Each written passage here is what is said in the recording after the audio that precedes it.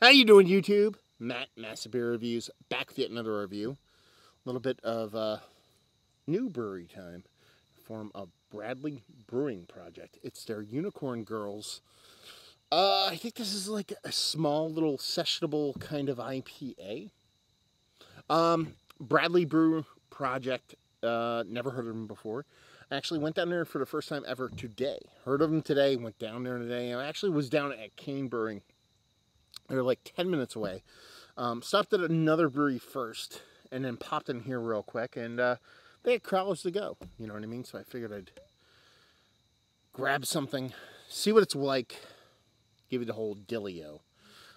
So yeah, let's dive into it. As far as what it says on this can, it says Bradley Brew Project, Bradley Beach, New Jersey. Unicorn Girls, 5.9%. And it was canned today. So today is 9/29. So there you go. Other than that, pretty prerequisite stuff. I mean, it is a crowler, so not like you're going to throw a whole bunch of proprietary information on the top of that. But yeah. Anyway, let's see what the sucker has to offer. It was a nice place. A little Pinteresty, you know what I mean? To the point where it's like, you know, a lot of the stuff that was on the walls and how it was designed was very much like I've seen it before.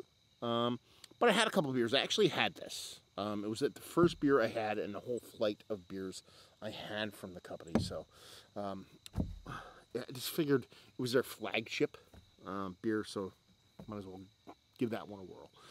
Not much of a head there. I was going to say about a pinky finger head before I actually started yammering in my mouth after the pour, but dissipated really quickly. And what's left behind is a big, huge, hazy New England style kind of IPA vibe.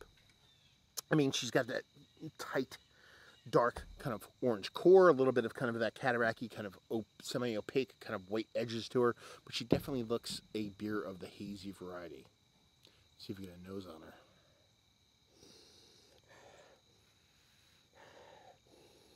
Yeah, it's bright citrus, bright melon, but in a way that it's not so heavy. It's not super dense. It's not super thick with like 1C, 2Cs, or 5Cs. It has this nice richness to it, but it's very bright.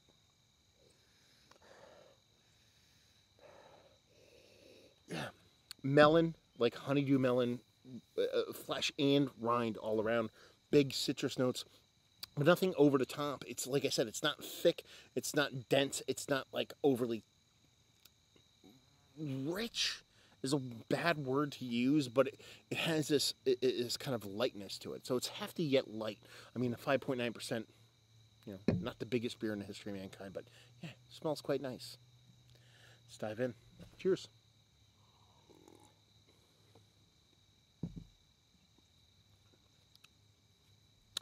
Nice bittering component to it. A bit generic, soft bittering. If I was going to lean anywhere, it'd almost be like a citrus pithy kind of bittering. On the other end of things, that melon kind of gives way and just lends itself to just big, huge citrus notes. A little bit of soft melon, a little bit of soft, actually, stone fruit too. So it's running the gamut of kind of fruit flavors.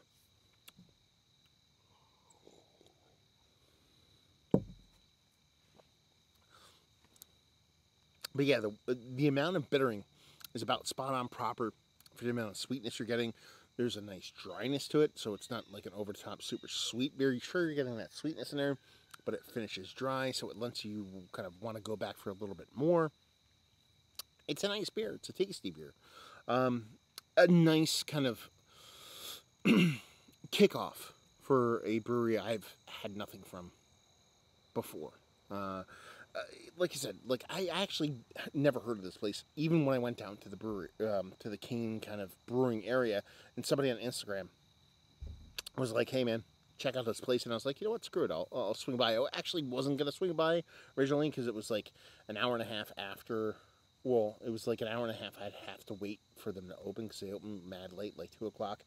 But ended up getting stuck. I was at Cane and ended up bumping into the owner, and he kind of took me around and showed me the sour program they're throwing out. So I ended up having a lot of time burned. So I was like, hey, you know what? Screw it. We'll pop in there. And I popped in there, and I got a flight and a couple glasses. And the beers were quite nice. Nothing was negative. Nothing was off. Nothing was bad. But this was kind of the one that was kind of, I was like, okay, this is the flagship beer. When I walked in, and actually was like, give me a flight of beers that you think I should drink. What represents your brewery? That's kind of the thing I do typically when I go into a brewery, and this is the first one they kind of poured in a flight, so I assumed it was their flagship. Their Wi-Fi password was Unicorn Girls, so I assume from that, or cemented the fact that it was their flagship. So I got this one to go, and it's quite nice. I mean, it's your new school, New England-esque kind of hazy IPA, but it still has that big, I shouldn't say big, decent amount of bittering.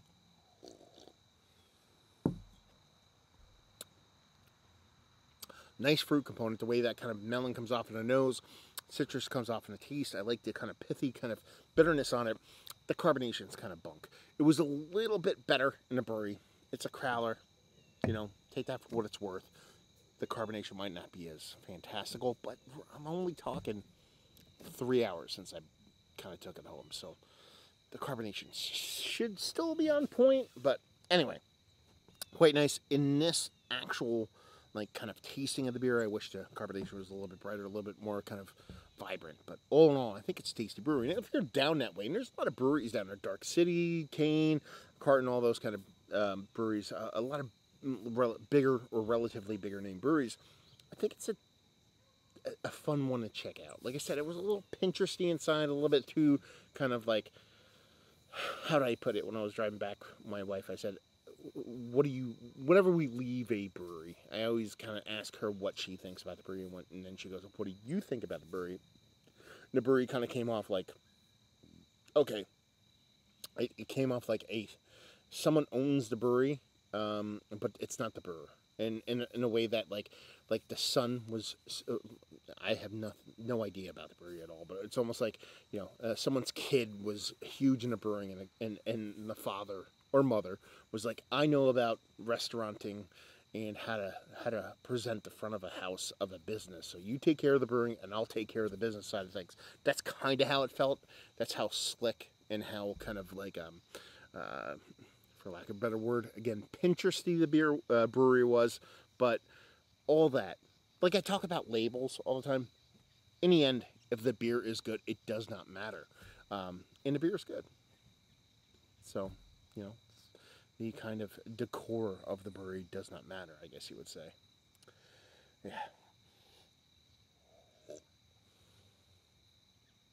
So yeah, good stuff. Tasty, nice. The other beers I had, they're dark. It was like almost like a session porter. It was nice.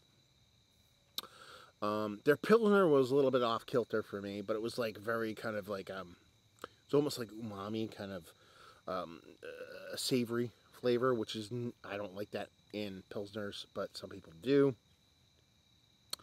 I forget what else I had, but it was nice. They had a milkshake IPA that was kind of like super sweet and whatever it was. But yeah, as far as this brewery goes, I think it's worth a visit, especially if you're in the area. Tasty stuff, nothing too crazy. Nice little spot right on the beach, so definitely worthy a visit. So there you go. A little bit more insight than I typically do at breweries. Usually I just kind of do the beer and shut the fuck up. Well, I don't really ever shut the fuck up, but kind of cut it from there. But I figured I'd give you guys a little bit more bits and pieces to talk about. So there you go.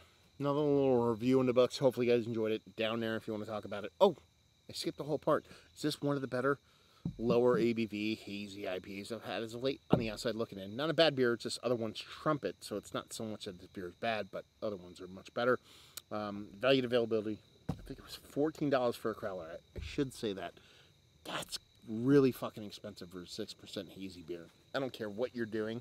32 ounces, $14. That was poopy.